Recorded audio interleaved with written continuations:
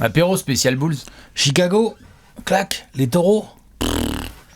Les cornes, elles sont toutes petites. Hein.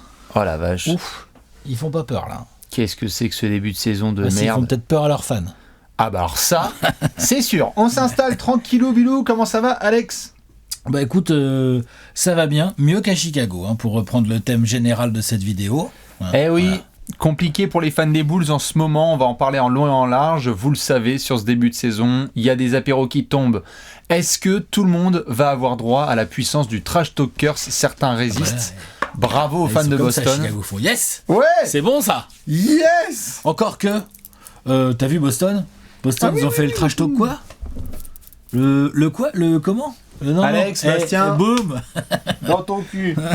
On va Mais bon, essayer de voir on reviendra, justement. on réattaquera. Oui, on réattaquera les Celtics bien comme il faut, on le sait. Les Cavs sont encore en PLS. On avait aussi géré bien gentiment nos amis les Lakers. Tout le monde se tape un petit peu des bons passages. Les fans des Wolves sont très contents du dernier apéro. Magnifique, il y a des les fans victoires des qui Wolves. s'enchaînent dans tous les sens. Ah bah eux, voilà quoi. Merci Trash Talk Production.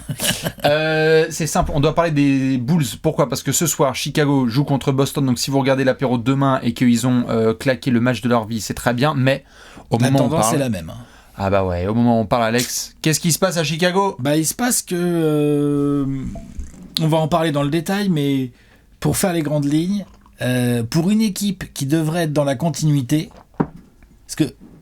Enfin, moi, je me rappelle, c'était un de mes arguments pour bien les classer dans les previews de pré-saison. C'était, quand même, ok, il manque Lonzo Ball, Tu prépares le monsieur le juge de l'année prochaine, d'accord. Oui, mais Bah, on est en Zach novembre, Lavine, quand même, Alex. DeRozan, Vucevic, tout ça, ça se connaît déjà. Caruso, il bien est déjà là. Enfin, il n'y a sûr, pas bien eu sûr. de gros transferts notables à l'intersaison, pardon, tu vois. Genre, Non, les grosses arrivées, c'est Dragic et Drummond, et puis voilà. tu vois. Ça va. Bon, Tu et chamboules pas donc, ton du sein. coup, je trouve que pour une équipe qui est censée être dans la continuité, ça se voit pas du tout. Alors, dans quelle continuité? Parce que la continuité de la deuxième partie de saison des Bulls Oui, dernière, mais on fait la forcément. continuité d'un groupe avec du talent, qui a déjà évolué toute une saison ensemble, qui a vécu des trucs pas trop... Un bon début, une bonne première moitié de saison, puis une deuxième moitié de saison difficile Compliqué, l'année dernière, bien mais sûr. quand même, quelques petits automatismes, des joueurs qui travaillent, des joueurs qui se découvrent pas. Le coach, c'est toujours le même, donc normalement, ces systèmes sont connus par les joueurs. Ça déroule. Normalement, voilà. Normalement, il y a un meilleur fond de jeu que ça. Oui. Je m'attendais à un meilleur fond de jeu que ça, surtout offensivement, en fait. Moi, défensivement, Bien on sûr. peut en discuter, mais offensivement, mais non, c'est qu'est-ce sûr. que c'est que ça? On va pouvoir y revenir justement en détail pour installer, comme d'hab, vous le savez, dans ce genre d'apéro, les petites bases. On se frotte les mains, on ouvre bien ses oreilles. Au moment où on parle, 6 victoires pour 10 défaites chez nos amis les Bulls. On est sur... 12e à l'Est. Exactement, 12e de la conférence Est. Bonjour, 6 défaites sur les 7 derniers matchs. 4 Il y a de eu, suite. tout à fait, 4 de suite, dont un magnifique buzzer, allez, pas buzzer beater non plus, Jalen mais Suggs. une flèche Game dans le winner. cœur de Jalen Suggs pendant que Zach Lavine était sur le banc. On en rediscutera dans quelques minutes. Mais oui, tu t'es imposé contre Toronto 111-97 il y a une dizaine de jours, mais c'est vraiment la seule éclaircie dans une ville qui aime bien le vent et qui aime beaucoup les nuages en ce moment. C'est très compliqué. Et alors on peut en effet décortiquer plein d'éléments, on va le faire. Mais puisque tu lances le sujet, parlons tout de suite de l'attaque de Chicago, parce qu'on est en plaisir visuel et en plaisir statistique. Alors, je pense que le plaisir statistique est très au-dessus du plaisir visuel. Parce qu'au niveau statistique, là j'ai été regarder les stats un peu brutes, quoi. Hein. C'est-à-dire, bon, c'est pas vraiment une stat brute, l'offensive rating quand même, je suis vache, mais les grandes stats, quoi. Donc ils sont 19e à l'offensive rating, ce qui est pour moi, quand tu as DeRozan, Zach Lavine et Nikola Vucevic, c'est pas bien, c'est pas suffisant. Ils jouent à une pace average, ce qui est assez logique vu les joueurs qu'ils ont. Ils se retrouvent, par exemple, moi dans les stats qui me dérangent, tu vois, c'est la stat de l'efficiency field goal percentage là qui réajuste. Je t'en prie, monsieur. Qui réajuste et qui prend en compte le fait que un 3 points ça vaut plus qu'un 2 points et qu'un lancer franc ça vaut moins qu'un 2 points qui lui-même vaut moins qu'un 3 points. T'es dans le dernier tiers. Alors que t'as des bons shooters normalement, t'as des joueurs propres, DeRozan, même Zach Lavine est capable d'être propre, Vucevic, même je veux dire les Caruso c'est pas des croqueurs, tu vois, on voit plein de choses, donc ça, je trouve qu'il y a un vrai sujet de volume de points, de être capable de marquer, de surprendre l'adversaire, ils sont très prévisibles. j'ai l'impression que pas mal de défenses arrivent à être très bien organisées face aux Bulls parce qu'ils sont prévisibles, quoi. Ben oui, tout à fait.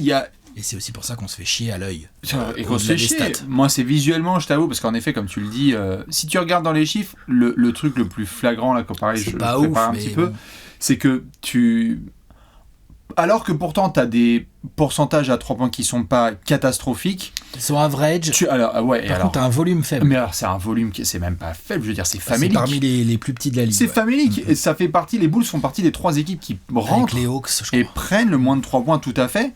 À la différence d'eux, il y a des joueurs un peu plus en sortie de banc qui sont capables de contribuer, donc forcément les starts sont différents de la part des deux franchises. Les rotations, on va en parler. Ça, on va en parler de Billy Donovan, il va avoir de 3 minutes comme de banc, tout ça, quoi. Comme Léon se l'a teasé sur la miniature. Mais c'est vrai que tu as au niveau des 3 points ce faible volume, mais je veux dire le reste, dès que tu regardes Chicago, tu te dis ok, ils sont en deuxième partie de tableau. En tir, tenté et rentré. En lancer franc, les pourcentages sont bons, mais en termes de tentatives, c'est pas assez. Donc certes, tu peux compter sur tes cadres, les vétérans qui sont là, on a parlé de continuité, mais il y a le côté prévisible, je suis d'accord.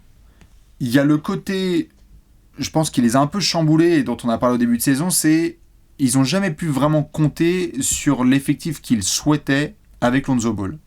Et c'est pas Lonzo Ball qui est censé tout équilibrer offensivement. Il ferait du bien. Mais tu sens quand même son absence. Bien sûr. Ça leur fait mal au cul. Non mais évidemment, il ferait du bien. Mais enfin, des équipes auxquelles il manque un des 3-4 meilleurs joueurs offensifs, parce que c'est de ça dont on parle, hein. C'est pas comme si Lonzo Ball, on l'attendait à 28 points par match avec 8 passes. Non, bien sûr, c'est ça que je veux dire.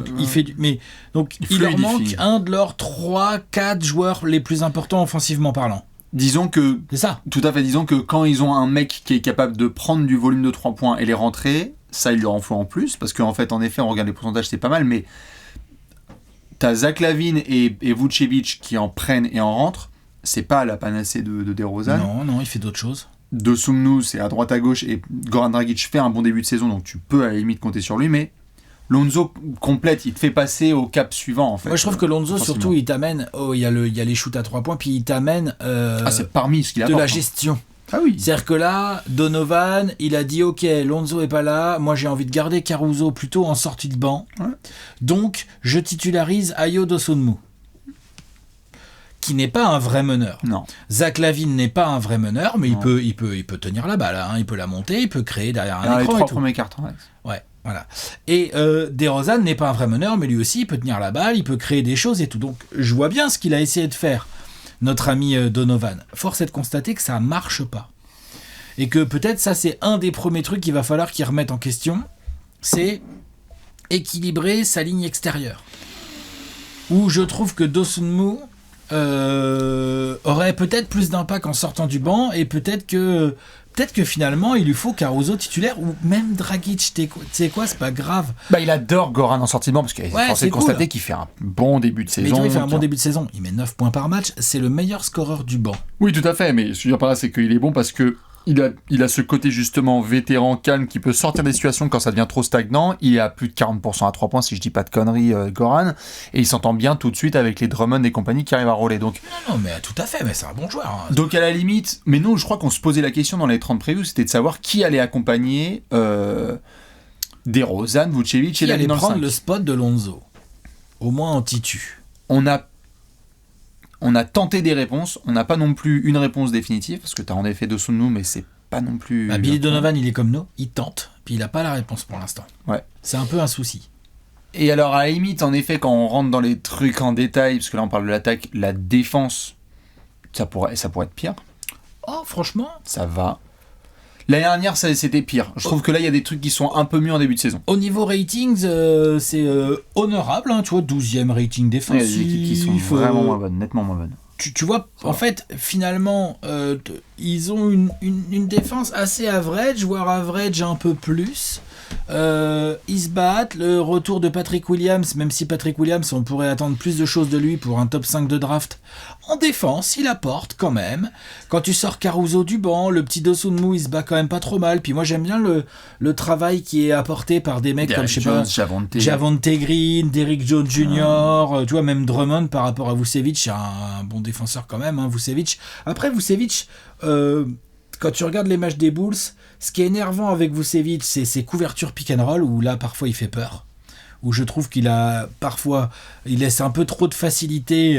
S'il s'avance un peu trop, il n'arrive pas à empêcher l'attaquant d'aller au cercle.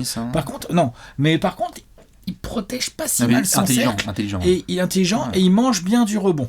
Donc c'est déjà quelque chose d'important, puisqu'on rappelle qu'une défense est terminée quand tu as chopé le rebond défensif. Apparemment pas pour tout le monde. Voilà, il y a des équipes qui ont encore un peu de mal avec ça. Mais oui, je trouve ça average. Limite, je suis agréablement surpris par la défense des Bulls, mais en fait très désagréablement surpris par leur attaque. En fait, vraiment. Bien sûr. Et du coup, les résultats sont là, c'est-à-dire qu'ils sont pas là en fait. C'est marrant que tu mentionnes cette histoire de rebond, parce que c'est les Bulls top 3 équipes qui autorisent le plus de rebonds offensifs, donc ce serait bien de boxer jusqu'au bout. C'est une il n'y a pas de la faute de Vucevic. Non, il y a plus de 9 rebonds offensifs qui sont laissés, si je vois sous les yeux là, du 9 rebonds offensifs par match laissés à l'adversaire. On peut prendre toutes les stats, on peut prendre tous les chiffres, et on aime bien regarder ça, mais comme on le sait, il y a aussi des limites, il y a des choses que tu peux pas quantifier. Et au-delà de ce qu'on voit sur le papier, avec des pourcentages et tout, moi ce qui m'emmerde, c'est que tu as un sentiment, il y a un manque d'énergie et de connexion sur le terrain qui me semble assez flagrant. J'ai pas le sentiment, quand je les regarde, qu'ils sont déter à vouloir attaquer, à vouloir jouer, à vouloir se défoncer. Il y en a qui veulent se défoncer. Qui jouent dur. Ouais, voilà. Il y en a qui veulent se défoncer. Il y a des joueurs dans le groupe qui veulent.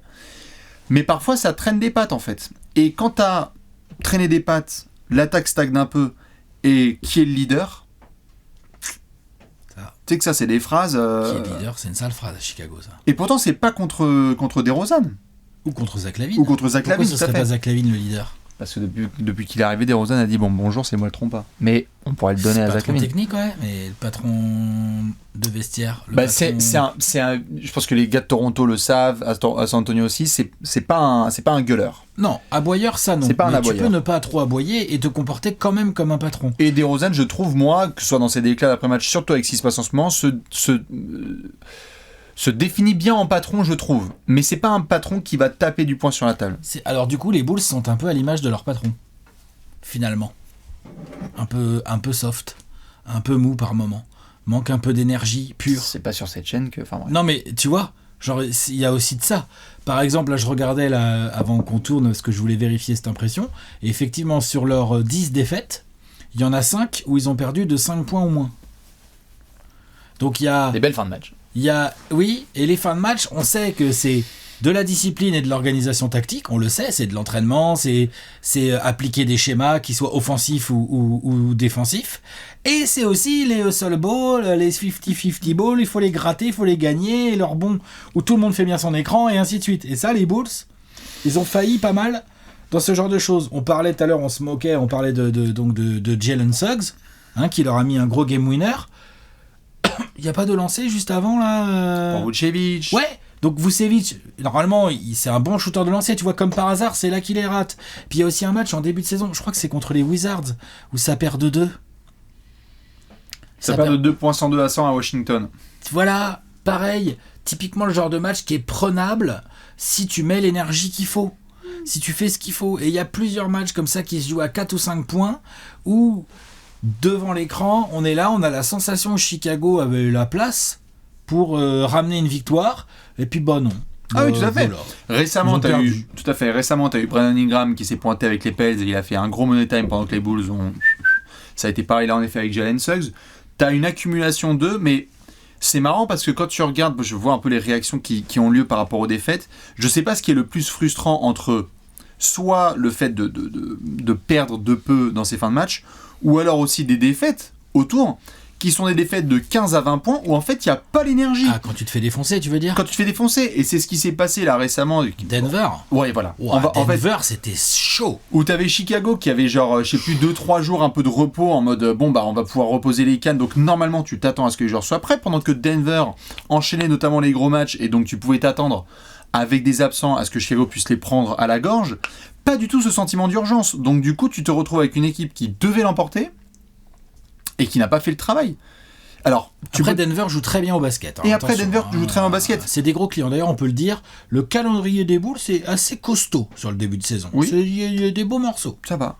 On peut espérer pour eux, on regardera sûrement le calendrier tout à l'heure. Ah oui, on peut espérer pour eux qu'ils aient des petits moments avec des matchs un peu plus gagnables. Spoiler, non.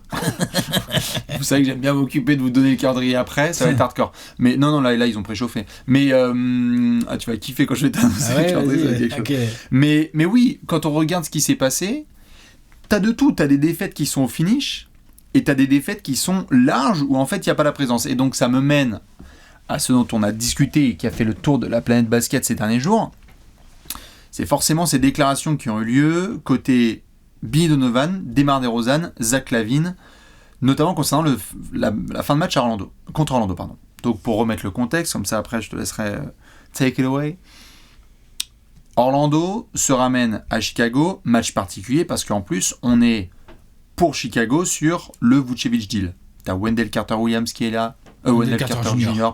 Wendell Carter-Williams, waouh, c'est un mix. Ça aurait pu être intéressant. Wendell Carter Jr. Il fait des triples-doubles. C'est un pivot joueur de la semaine et qui après joue en G-League. Wendell Carter Jr., Franz Wagner, bref, Orlando et Chicago. Pas de Banchero. Et ils avaient cette historique-là de transfert. Et donc, on se retrouve en fin de match. Zach LaVine, qui a 1/14 au shoot dans la rencontre. Horrible. Et qui n'a pas été bon, clairement. Horrible, 1/14. Tout à fait. Se retrouve sur le banc et doit regarder Chicago notamment essayer de repasser devant, recoller au score parce que Orlando est en train de s'échapper avec. Et tu te fais terminer sur un shoot de Jalen Suggs, une prière de 8 mètres. Faut le reconnaître, assez improbable, le shoot de Jalen Suggs. Tout à fait. Il va le recommencer 100 fois, il va pas beaucoup le mettre. Non, c'est sûr. Mais la NBA nous apprend combien de fois qu'en fait, il faut être prêt pour quand ça rentre. C'est comme ça. Et donc, on se retrouve après le match avec Zach LaVine qui nous dit...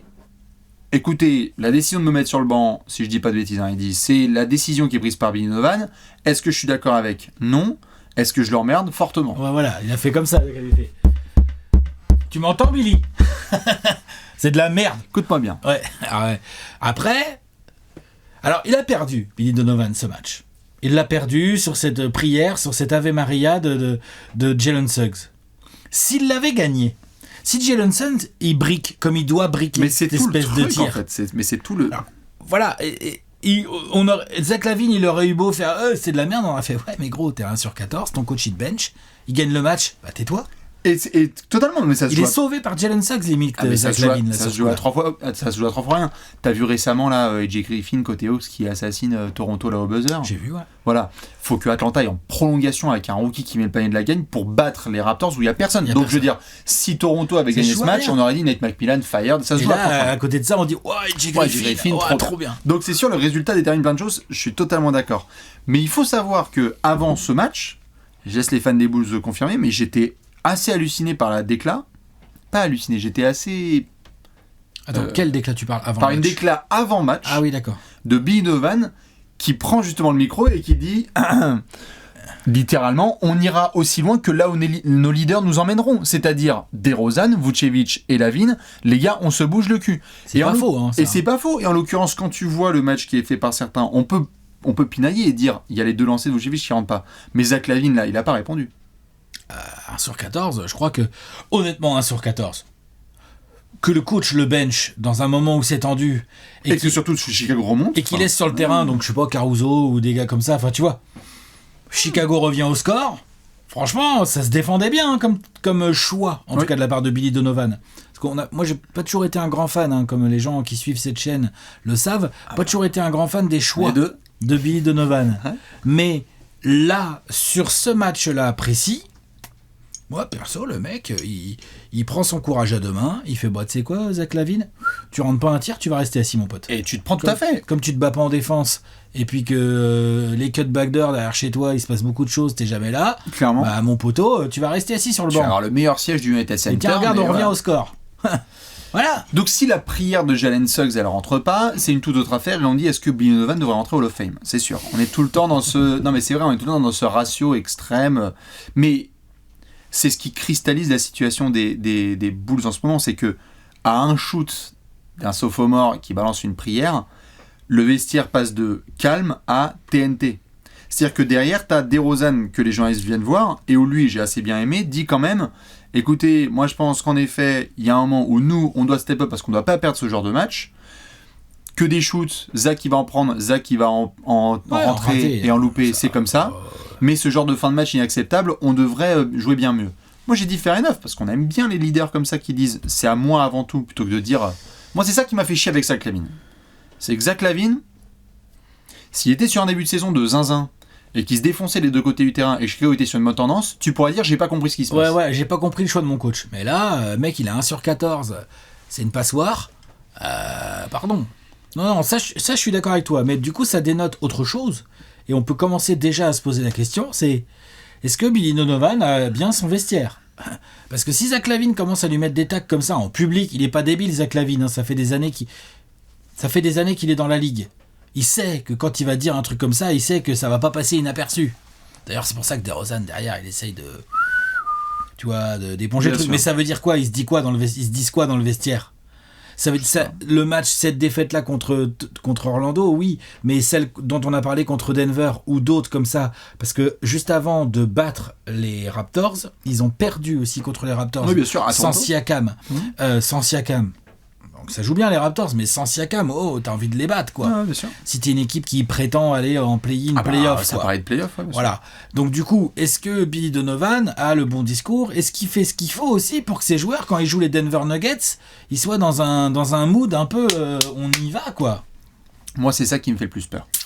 C'est que quand tu as des pieds qui traînent et des non-sujets qui commencent à remonter à la surface pour devenir de vrais sujets de discussion, là ça me fait peur. C'est-à-dire que si le début de saison se passe comme il faut, on a parlé de Boston récemment, il y a personne qui va reparler de la situation par exemple de Vucevic qui va être bientôt, si ça se trouve, sur le market, et on va se dire est-ce que Chicago a envie de le prolonger ou pas ? On a parlé dans les 30 previews, on a zéro réponse. Je peux pas croire, aussi professionnel soit-il, que ça puisse pas jouer sur lui et sur l'effectif. Zach LaVine, c'est pas comme s'il avait pris un gros chèque. Et c'est là qu'on en vient à cette situation, c'est que Zach LaVine, et ce qui a fait chier certains fans, notamment les reporters, c'est que certains se sont dit, il y a 1 mois et demi, on lui a filé 200 patates, et il regarde le Money Time sur le côté. Oui, enfin il était à 1/14, donc faut trouver c'est chiant, il faut trouver le juste milieu. Quoi. Et tu vois d'ailleurs dans cette continuité-là, par exemple toi, est-ce que... Oui, je te mets on the spot. Vas-y. Est-ce que tu garderais le 5 majeur Dosunmu, LaVine, DeRozan, Pat Williams, Vucevic ? Non. Ah bon ? Tu fais quoi ? T'enlèves Dosunmu, t'essaies autre chose ? T'essaies de faire sortir Dosunmu du banc ? Pour avoir de l'énergie de banc ? Parce que moi, le banc, en même temps, je l'aime bien. En même temps, t'as le meilleur scoreur du banc, il est à 9 points, c'est Dragic. Moi, ça me dérange pas de tester, mais il faut tester les choses. Ça me dérangerait pas de tester potentiellement du Goran dans le 5 majeur. Potentiellement du Goran, ça me dérange pas. Parce qu'en fait, j'aime bien Caruso, mais j'ai tellement kiffé les tractions avec Caruso et Dosunmu qui sortaient du banc, qui apportaient leur énergie avec les Derrick Jones, etc., que j'aimerais bien qu'on leur demande pas plus que ce qu'ils sont capables de faire. Caruso a été super historiquement en sortie de banc. Je préfère le garder dans ce rôle à titre perso. Okay. Toi, tu le mettrais titu ? Ouais. Okay. Je le mettrais titu, Caruso. D'ailleurs, c'est ce qui s'est passé, mais c'était quand LaVine a été blessé, il a raté 3-4 matchs. Ouais, c'est Caruso qui a été titu. Ouais. Et je trouve que, en tout cas, il y avait des séquences sur lesquelles j'étais genre, fait du bien. Quoi. Ah, mais attends.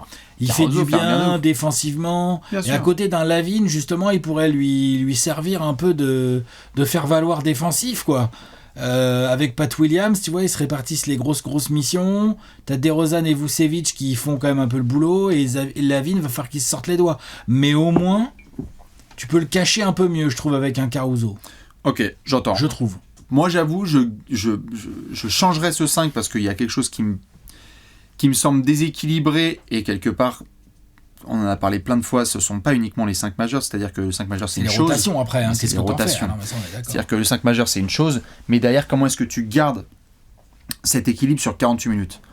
Si les fans du Jazz sont sages, on aura l'occasion de parler d'eux prochainement. Force est de constater que Will Hardy, tu lui dis j'ai 48 minutes, j'ai envie qu'on soit régulier et intense, j'enlève un Conley, je vais mettre Sexton, j'enlève un Olynyk, je vais mettre un Kessler. Donc c'est propre. Donc tu as le même niveau d'intensité. Le problème avec les Bulls, c'est que tu peux avoir des hauts pics d'intensité et parfois des abandons de poste. Tu te dis mais... Et après, c'est pas qu'une histoire de rotation et de coaching, ça par contre. Il y a des trompas aussi. Une histoire de les joueurs. Ah mais attends, il y en a qui doivent... Tu vois. Est-ce que tu veux qu'on fasse Alors on peut faire la hiérarchie si tu veux de qu'est-ce qu'il faudrait faire en premier. en premier, qu'est-ce qu'il faudrait, hein, au lieu de même de faudrait faire, c'est en tout cas, en premier, moi je mettrais bien agressivité, énergie de Zach Lavine. Signé 200 patates là. T'es censé avoir un niveau All-Star, il était All-Star l'année dernière. Indiscutable. Il jouait magnifiquement bien. Indiscutable. Et là, alors il est peut-être pas à 100%, Non, ça joue évidemment, mais ça shoot mal, ça se bat peu, c'est en défense, mais c'est pas bien. Pas mal d'arrières là qui sont venus, qui ont joué Chicago, qui ont fait yes. Ah bah ça bon c'est bien ça. Ouais, spot TTFL. Le backcourt des Bulls est un spot TTFL. Tu peux. Ah ouais. Entre Vucevic derrière les écrans et Lavine et tout ça, il y a de quoi faire, quoi. Donc moi je mettrais bien ça tout en haut. Et en numéro 2, parce qu'il m'énerve vraiment beaucoup, effectivement, un peu de créativité et d'adaptation dans les rotations de Billy Donovan. Ouais, en 2, ouais. Ce serait mes 2 plus gros points. Après, je dis pas que j'en ai d'autres éventuellement, mais les 2 gros, ça serait ceux-là, moi. Ok. Je te suis. Je pense que je le fais un peu plus collectivement, c'est-à-dire que je pense que... Tu vois, DeRozan, j'ai pas grand-chose à lui reprocher offensivement. Lavine, offensivement... Non, les matchs des Bulls, j'étais là genre... Ils se mettent un peu de pression. C'est 3 possessions de suite, t'es dans le corner, t'as même pas demandé la balle. Franchement... Moi, si j'étais Karnisovas, déjà, j'aimerais bien avoir au moins une idée un peu plus claire de ce qui pourrait / va se passer concernant un Vucevic par exemple, parce que moi je trouve pas que c'est le dernier c'est pas le premier mec que je vais pointer du doigt sur le début de saison des Bulls, tu vois. Non. Il y a d'autres joueurs qui font vraiment pas le taf. En termes de jeu, clairement c'est pas lui le premier. Vucevic, ça va. Il essaye malgré toutes les rumeurs qu'il peut y avoir, mais j'aimerais bien déjà un peu plus de clarté. Par rapport à Billy Donovan, je te suis, je pense que je le mettrais même au-dessus de ces histoires de Zach Lavine, parce que Peut-être. J'ai l'impression qu'il y en a qui savent pas trop où est-ce qu'ils sont. J'ai l'impression qu'il y en a qui savent pas trop vraiment quel est leur rôle. Tu sais quel rôle tu peux avoir avec des Derrick Jones, avec des Javonte Green, et il y a des moments, c'est quel match là récemment là que j'ai vu un Javonte Green qui a joué, je vais regarder, qui a joué très peu de temps, alors que en fait exactement ce dont t'avais besoin les Bulls, c'était d'un mec sur les extérieurs qui insuffle de l'énergie et un petit peu de pression sur porteur balle et ligne de passe. Donc j'ai pas envie non plus de dire fire Billy Donovan, mais j'ai envie de dire mettons le curseur sur la bonne personne et à lui notamment de faire les bons choix. Quand tu as des situations de jeu où Patrick Williams est en train en tout cas là de montrer quelques petites limites en termes de développement, faut savoir c'est la faute de qui, entre guillemets. C'est pas la chasse aux sorcières, mais c'est quoi ? C'est le joueur, c'est le staff, comment ça se passe ? Qu'est-ce qui fait que là, par rapport à un joueur top 5 draft comme tu le mentionnais, est-ce qu'il avait vraiment le potentiel ? Ça peut aussi être une erreur de choix de management au départ à la draft. Moi j'ai pas de doute, je pense que Pat Will, il a le potentiel sans problème. Vraiment, je pense. Par contre, ça prend de la place de cohabiter avec Vucevic, Lavine et DeRozan. Donc peut-être qu'aussi il faut le mettre dans des situations, potentiellement, où en fait quand tu as un de ces 2 gars ou 2 de ces 3 gars qui sont sur le côté, il faut dessiner une ou 2 choses pour ce garçon pour qu'il puisse se sentir en confiance offensivement. Lonzo Ball ça manque par exemple. C'est là où un vrai meneur gestion qui voit que machin n'a pas eu le ballon et tout, tu vois, ça ferait du bien. Mais moi, après j'avais peut-être mis la barre un peu trop haute. Je comptais un peu sur Lavine, moi. Il n'est pas meneur Lavine, mais je comptais un peu sur lui pour... L'année dernière, il m'avait bien épaté à faire des différences et faire des très bons choix après avoir fait la différence et tout. Tu vois, genre, je comptais un peu sur Lavine, peut-être un peu trop. Mais en tout cas, son début de saison, j'espère que c'est dû au fait qu'il n'est pas à 100%. Oui. Et que assez rapidement, d'ici 1 semaine, 2 semaines, 3 semaines, il aura retrouvé sa superbe de l'année dernière. Je l'espère parce que il en a besoin, les Bulls en ont besoin, et je pense que Pat Williams, potentiellement, fait partie de ceux qui en ont besoin. Qui en ont besoin aussi, tout à fait. Les pourcentages, c'est une chose, les efforts, c'en est une autre. Si Zach Lavine ne fait pas, ou que d'autres garçons ne font pas d'efforts, tout à fait. Il n'y a ni les pourcentages, ni les efforts. Mais il y a quelque chose que tu peux contrôler. Ouais, c'est ton niveau d'effort. Bah ouais. Donc, faut savoir, si l'effort il est fait des 2 côtés du terrain, il faut qu'il soit fait très bien, mais il faut aussi que du coup le joueur soit aligné avec celui qui prend les décisions. Ah, ça, là, ça n'a pas l'air d'être trop le cas par contre. Ça a l'air un petit peu complicado. C'est clair que là... J'espère que ça va se régler pour les fans des Bulls, cette situation. Mais mieux payé débarque en conf de presse et te balance des punchlines comme ça dans la bouche du coach devant les médias, c'est sûr que c'est pas bon. Ça. Ah bah ça, c'est ce qui a fait le buzz autour des Bulls récemment, mais Du coup, ça fait que la fanbase de Chicago, avec qui parfois on se croise tard le soir sur l'Oiseau Bleu, qui existe encore au moment où on parle, c'est vraiment compliqué. Il n'y a pas du tout le même kiff qu'il pouvait y avoir la saison dernière. Il y a cette blessure de Lonzo Ball qui continue à vivre au-dessus de la franchise, un peu comme un espèce de nuage badant, là, dépressif. Surtout qu'il y en a un peu marre des meneurs qui se font mal à Chicago, si vous voyez ce que je veux dire. Je suis d'accord. Et malheureusement pour toi, j'allais dire, je sais pas si tu avais un truc à placer, mais après j'en ai une petite. Vas-y. Ah bah c'est le calendrier à venir. Vas-y. Je suis impatient du coup, comme tu nous as teasé là tout à l'heure. Bah ce soir, ça va, t'accueilles Boston. Boston pas en forme. Hein. Ils sont sur 9 victoires de suite, franchement. Ils sont dans le doute. Avec les fans des Celtics. Oh, arrêtez de nous foutre la chouine, s'il vous plaît, merde. Vous avez bien vu qu'on contourne le Déjà cœur. qu'ils ont ils ont du mal en attaque. Bon, après, la défense de Boston sur le début de saison n'est pas forcément la meilleure, mais c'est quand même une défense dangereuse. Hein. Quoi de mieux qu'un petit road trip? Ils vont où? 3 fois rien. Milwaukee, Tranquille. OKC, Utah, Phoenix, Golden State. Ça va mieux en plus à Golden State. Et Sacramento. Donc tu reçois les Celtics, peut-être un barou. Moi je crois à l'espèce de hurrah de les gars, vraiment, avec Kumbaya. Hein. On s'est pas du tout défoncé lors du dernier match contre Orlando. Ce soir on donne tout. Contre les Celtics? Oui, si. C'est pas forcément le meilleur spot parce que les Celtics, tu peux tout donner et perdre. Hein. Attention. Et c'est sur le papier ce qui doit se passer ce soir. Mais je dis juste, voilà, si les gars doivent se rassembler et se dire on va partir en road trip, on donne tout à domicile, c'est nos fans, tu vois ce genre de truc. J'avoue. Après, tu pars à Milwaukee, à OKC, à Utah, à Phoenix, à Golden State et à Sacramento. Là, tu débarques donc à la maison le 8 décembre en te disant bon, bah c'est bien, on va pouvoir se reposer. Et là, il faudra juste écarter Dallas, Washington et Atlanta. Milwaukee, à la maison, ils ont joué 9 fois là au moment où on fait cette vidéo, ils ont gagné 8 fois. C'est très bien. Voilà. En plus, ils n'ont pas trop d'historique entre ces deux franchises. Non, puis en plus, c'est vrai que quand t'attaques pas hyper bien, jouer Milwaukee, c'est nickel. C'est ce genre de truc qui est cool. Donc il va falloir se réveiller fort, parce que là, si on fait la hiérarchie des problèmes, on a envie de secouer Zach LaVine et Billy Donovan. Oui. On a envie de secouer Zach LaVine et Billy Donovan. On a envie, de sentir un peu une énergie différente en fait qui se dégage du groupe. On a envie que il y a des équipes là certaines dont on a déjà parlé sur ce début de saison et d'autres dont on va parler sur ce début de saison, elles dégagent un truc. Oui. Même quand elles perdent, tu dis bon ok ils ont perdu mais ils ont avancé sur ce sujet-là. Puis là il y a du progrès. Puis lui et lui ils se sont donnés. Et exactement. Puis voilà. Je suis incapable de les classer dans le classement le groupe vit bien. Ah si moi je suis capable moi. C'est pas bon. Le groupe vit pas bien. Oui mais c'est pas bon à quel point? À quel point je sais pas. C'est pas les Nets non plus mais c'est pas bon. Non mais tu vois clairement c'est pas bon parce que quand le groupe vit bien jamais un de tes gros joueurs vient mettre une grosse punchline au coach comme ça alors que lui-même le joueur a été nul à 1 sur 14 pardon. C'est bizarre cette sortie de Zach LaVine, c'est vraiment bizarre. Bah c'est frustrant. Il est frustré et c'est pas celui qui a eu les déclats les plus extraordinaires face à la frustration. Voilà, et d'ailleurs, ça se trouve, il s'est expliqué avec Donovan et ça va rentrer dans l'ordre sans aucun problème. Moi, je nommais pas du tout ça, mais juste, ça dénote quand même un truc pas terrible, quoi. Un mood qui est pas tip-top. On va suivre ce qui se passe avec Chicago. Par contre, j'ai une bonne nouvelle. Bouchez vos oreilles, les fans des Bulls, pour la fois suivante. J'ai une bonne nouvelle pour le reste de la ligue, si vous voulez. Lorsque vous êtes dans une franchise où il y a des joueurs qui sont dans des situations contractuelles particulières, que vous faites un mauvais début de saison, et que le mec à la direction a dit on est sérieux à l'idée de gagner. Rendez-vous le 15 décembre. Voilà. Je sens qu'on va avoir des rumeurs, mon Alex.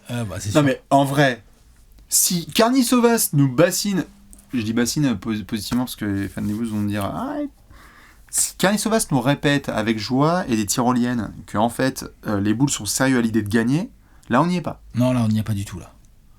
Donc en même temps, il va pas faire de panic move non plus. Tu fais pas de panic move. Je dis juste, là il y a un road trip. On va voir. Ils sont à 6 victoires pour 10 défaites. Je viens de t'annoncer Boston, Milwaukee, OKC, Utah, Phoenix, Golden State, Sacramento. Non, c'est sûr que si au bout de ça ils sont en 7-15, ça c'est pas bon. Ça c'est sûr. Attention. Non mais attention. Je suis d'accord. Ça va être compliqué. Je suis d'accord. Mais Billy Donovan, il passe l'hiver quand même. T'es pas en train de nous. Parce que souvent, dans les circonstances que tu décris, il y a éventuellement des trades. Il y a aussi un fusible, on le connaît bien. Tu vois, donc faut faire gaffe. Il y a que 2 voies du curse. C'est-à-dire soit Billy Donovan saute, oui. Soit Lonzo Ball revient de manière inattendue, soit les Bulls ça repart. C'est 3 voies ça déjà. Ça fait 3 voies. Qu'est-ce Non, qui va c'est se trop passer, tôt. Alex? C'est trop tôt pour tout préjuger, mais Non, ils ont le temps. les résultats qui sont pas bons, le jeu qui est pas beau, le mec le mieux payé qui te tacle en conférence de presse, tu sais que t'as intérêt quand même vite fait à gagner. Ça va, ils T'as ont quand le même temps. intérêt. T'as quand même intérêt, je pense. Calme, hein. Ouais. Dans tous les cas, les fans des Bulls, dites-nous ce que vous pensez de tout ça et comment redresser ce fucking navire. Dédicace évidemment aux fans de la Windy City. On se retrouve ce soir lors du match face à Boston et on tirera ces enseignements en sortie de road trip. Des bisous. Ciao. Bon courage. Ciao.